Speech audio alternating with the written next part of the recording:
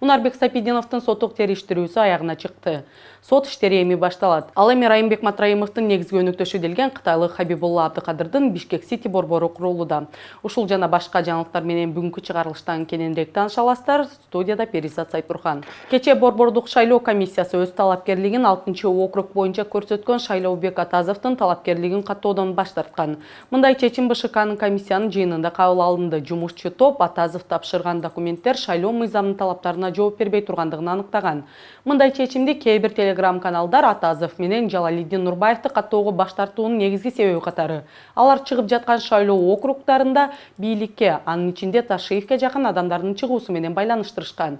Бирок Ички иштер министрлигинин расмий маалыматы боюнча Шайлообек Атазов 2024-жылдан ушул күнгө чейин уюшкан кылмыштуу топтун мүчөсү болуп эсептелет. УКМКнын чек ара кызматы Атазов 2024-жылы өлкө сыртында 260 күн жүргөндүгүн билдирди. Буга байланыштуу жумушчу топ аны каттоодон баш тартууну сунуштаган. Ички иштер министрлигинин өкүлү Шайлообек Атазовго уюшкан кылмыштуу топту каржылоо фактысы боюнча кылмыш иши козголгондугун да айтты. Бул боюнча Атазов Ички иштер министрлигинин маалыматы туура эмес экендигин айтып, БШК менен соттошоорун айткан. Андан сырткары ал өзү жөнүндө аны каралаган видеолор тарап жаткандыгын айткан. Шайлообек Атазов: кымбаттуу достор, мени Кыргыз Республикасынын Жогорку Кеңешинин депутаттыгына, Кыргыз Республикасынын президентин жана Кыргыз Республикасынын Жогорку Кеңешинин депутаттарын шайлоо жөнүндө конституциялык мыйзамдын 59-беренеси 4-бөлүгүнүн талаптарын жетекчиликке алып, талапкер кылып каттоодон баш тартуу туура эмес. Юридикалык тил менен айтканда мыйзамсыз. Мени 2024-жылдын 13-мартынан 29-ноябрына чейин Кыргыз Республикасынын чегинен тышкары 260 күн жүргөнсүз деп негиз катары көрсөтүшүүдө. Бирок жогорудагы мыйзамдын талаптарын мен бузган эмесмин. Себеби Кыргыз Республикасынын президентин жана Кыргыз Республикасынын Жогорку Кеңешинин депутаттарын шайлоо жөнүндө конституциялык мыйзамдын 59-беренесинин 4-бөлүгүндө 2025-жылдын 9-июнунда номер 113 конституциялык мыйзамы кабыл алынып өзгөртүлдү. Ага чейин мындай норма жок эле. Мыйзам эч качан артка иштебеш керек. Анткени Кыргыз Республикасынын Конституциясынын 6-беренеси 5-пунктунда жаңы милдеттерди белгиленген же жоопкерчиликти күчөткөн мыйзам же башка ченемдик укуктук акты өткөн мезгилдеге карата колдонулбайт деп көрсөтүлгөн. Бул Конституция. Ал болсо өлкөбүздөгү баарынан чоң негизги мыйзам. Албетте мурдагы эл өкүлү айтып аткан мыйзам ченемдери туура Кыргызстанда чынында эле конституция боюнча мыйзам артка иштебейт. Ал эми аны уюшкан кылмыштуу топ менен байланышы бар деген айыпка ал спорттук карьера менен уюшкан кылмыштуу топту аралаштырбоону айткан. Ал эми саясатчы Азимбек Бекназаров Жогорку Кеңештин мөөнөтүнөн мурда шайлоо элдин шайлоого болгон маанайы тууралуу пикирин социалдык тармактагы баракчасында билдирди.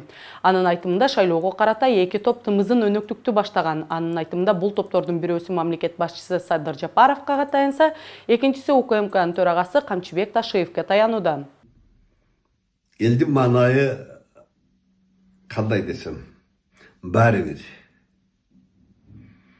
Өтө шайлоо деп мындай катуу кызып, али чоң мындай саясий кампанияга али аралаша элек экен. Бирок бир нерсени байкадым, шайлоо кампаниясы ушу эки топ шайлоодун тымызын уже баштап коюптур. Ал топтун адамдары, ошол талапкерлер негизинен бийликтин атын сатып жүргөндөр. Жарымысы мен президент Садыр Жапаровдун батасын алып келдим дегендер болсо, жарымысы мен Камчыбек Ташиевдин батасын алып келдим дегендей ачыктагы, түстагы, кыйырдагы саясатты ошолор баштап өтүптүр. Чын айтайын, ошолорду көрүп мен бул шайлоодон ошо көпчүлүк элге окшоп ренжип түштүм. Эмне үчүн дегенде мунун арты жакшы эмес. Шайлоо темасын улайлы 30-ноябрда өтө турган Жогорку Кеңештин депутаттарынын мөөнөтүнөн мурда шайлоодо чет өлкөдөгү шайлоо тилкелеринин саны 100гө жетип, ал 34 өлкөдө ачылат. Азыркы шайлоо тууралуу жаңы мыйзамда аралыктан добуш берүү укмасы киргизилген. Анда онлайн идентификация аркылуу ар бир жаран өзүнүн округунан сырткары каалаган жердеги шайлоо участкасынан аралыктан добуш берүү мүмкүнчүлүгү каралган. Ошондой эле борбордук шайлоо комиссиясы талапкерликке ниетин билдирүү каалагандарын документтерди тапшыруу убактысы эртең аяктай тургандыгын билдирген. Азыркы күндө ниетин билдиргендердин саны 550-нün тегерегинде болсо, расмий каттоодон өткөндөрдүн саны болгону 125-тин тегерегинде болууда. Кыргызстандын сотторун Темиров Лайф, Клуб KG, Айтайт десе медиа долбоорлорун жана журналисттер Болот Темиров менен Ринат Тухватшиндин ишмердигин экстремисттик деп таануу боюнча соттун чечимин баш кеңсеси Нью-Йоркто жайгашкан журналисттерди коргоо комитети жокко чыгарууга чакырды. Уюм мындай кадамды бийликтин башындагы коррупцияга каршы, журналисттик иликтөөлөргө каршы жасалган кадам катары баалады. Бул Кыргызстан сөз эркиндиги үчүн коопсуз өлкө деген мурдагы статусунан канчалык алыстап кеткендигин көрсөтүп турат, деди уюмдун Борбор Азия жана Чыгыш Европа боюнча өкүлү Гилноза Саид. Эскерте кетсек, Бишкек шаарынын Октябрь райондук соту 27 октябрда Темиров Лайф, Клуб KG, Айтайт десе медиа долбоорлорунун маалыматтык материалдарын экстремисттик деп тапкан. Андан тышкары бул проекттерге катышкан журналисттер Болот Темиров менен Ринат Тухватшиндин ишмердиги да экстремисттик деп таанылган. Сотко мындай өтүнүштү Октябрь райондук прокуратурасы берген. Эми бул медиалардын материалдарын жакты белгисин басууга жана социалдык тармактарда бөлүшүүгө болбойт, себеби бул экстремисттик уюмду колдоо жана экстремисттик материалдарды жайылтуу деп саналышы мүмкүн. Ал эми Болот Темировдун жана Клуб медианын иликтөөлөрүнүн негизги каарманы болгон Бажы кызматынын төрагасынын мурдагы орун басары Райымбек Матраимовдун жакын тарапташы өкүл уулу Мунарбек Сайпидиновдун иши тергелип бүтүп, Оштун Кара Суу райондук сотуна өттү. Бул тууралуу Бишкектин 1-Май райондук соту билдирди. Соттук отурум качан башталары алигиче белгисиз. Ички иштер министрлигинин маалыматына ылайык, Ош облусунун Кара Суу районунда мамлекеттик карамагындагы жерлерди жеке менчикке мыйзамсыз берүү факты аныкталган. Мунарбек Сайпидинов Сабай айыл өкмөтүнүн жана Жер ресурстар мамлекеттик агенттигинин Кара Суу райондук филиалынын кызматкерлери 2014-жылдан ушул күнгө чейин жеке тараптарга менен биргеликте мамлекетке тиешелүү жер тилкелерин жана социалдык мекемелерди мамлекеттин эсебинен мыйзамсыз чыгарып, ири өлчөмдөгү зыян келтиришкендиги аныкталган. Мунарбек Сайпидинов ал Орусияда кармалып 7 августта Кыргызстанга алынып келген. Ушул тапта камакта жатат. Мунарбек Сайпидинов 6 августта социалдык тармактардагы баракчасына видео кайрылуу жасап, Орусиянын Новосибирск шаарында кармалгандыгын, мунун артында Райымбек Матраимов турарын айткан. Ошондой эле Айыркен Саймаитин жана журналист Улан Эгизбаевдин өлүмүнө байланыштуу айрым фактылары билерин жарыялаган. Ошондой эле Айыркен Саймаитин жана журналист Улан Эгизбаевдин өлүмүнө байланыштуу айрым фактыларды билерин жарыялаган. Райымбек Матраимовдун жана анын адвокаттары жакындары бул дооматтар боюнча комментарий беришкен эмес.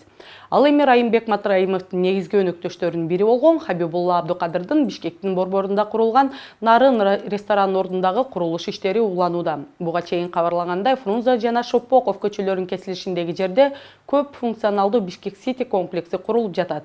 Эскерте кетсек, Совет дорунда ачылган жана архитектуралык эстелик деп эсептелген легендарлуу Нарын ресторан имараты 2017-жылдын май айында бузулган. Имарат архитектуралык эстелик деп жарыяланган, бирок шаар бийлиги тарабынан тизмеден алынып салынган болчу. ЖМКлардын маалыматы боюнча долбоордун инвестору ресторандын аймагында мейманкана, кеңселер жана чекене соода аянты бар заманбап коммерциялык комплекс курууну пландап жаткандыгын жеке компания болгондугун айткан. Бирок убакыттын өтүшүнө карабастан курулуш темпи жай бойдон калууда. Долбоор 2025-жылдын аягына чейин активдүү курулуш этабына жетелек. ЖМКлардын билдирүүлөрүнө ылайык, негизги инвестор бизнесмен Хабибулла Абдукадыр болгон. Ал Борбордук Азиядагы ири инвестициялар жана аткезчилик иштери боюнча тергөө иштерине байланыштуу аты алып келет. Курулуш аянтчасынын капсула салуу аземинде байкалган. Жарыяланган материалдарда Абдукадырдын үй бүлөсү аймактагы ири долбоорлорду көзөмөлдөгөн көмүскө инвесторлор катары айтылып келет.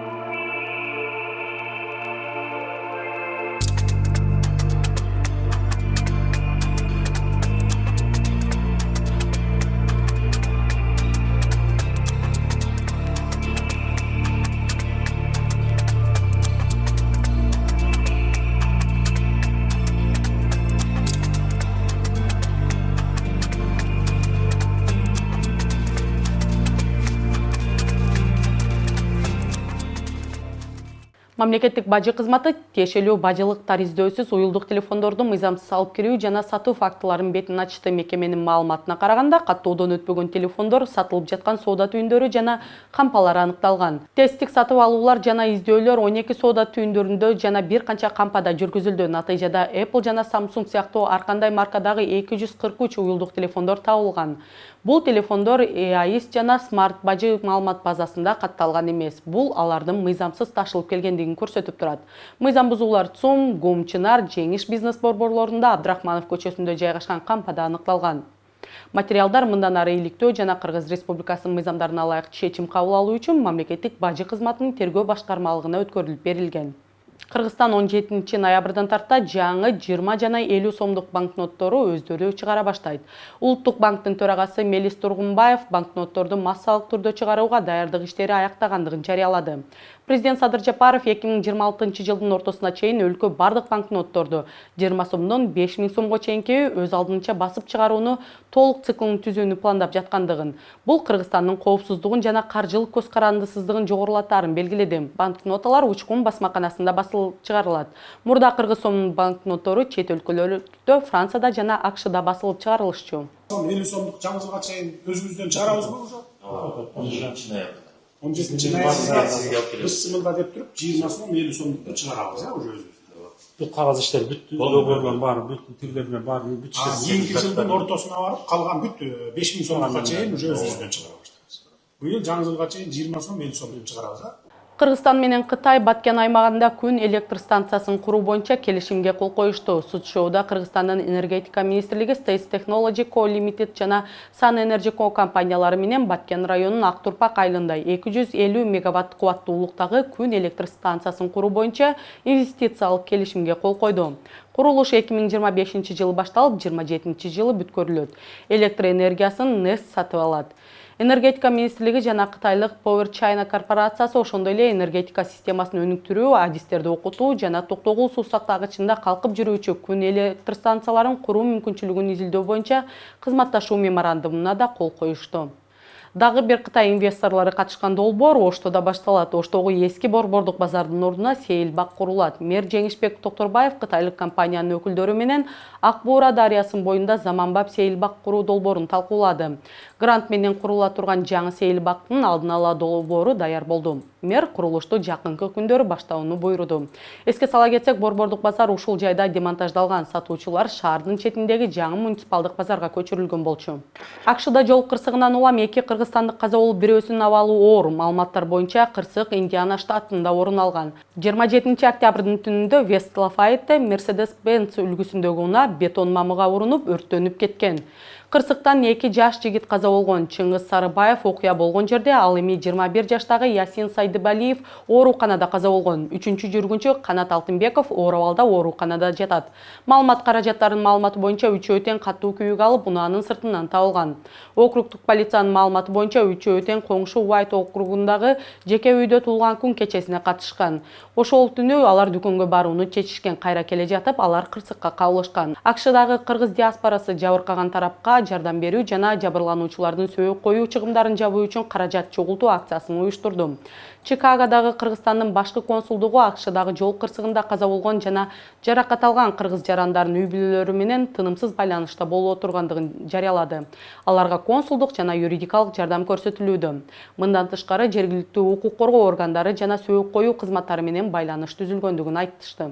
Бул бүгүнкү күнгө карата жаңылыктардын негизгилери болду. Аны даярдап эфирге алып чыккан мен Перизат Сайпурхан. Кийинки берүүлөрдөн көрүшкөнчө сак саламатта болуңуздар.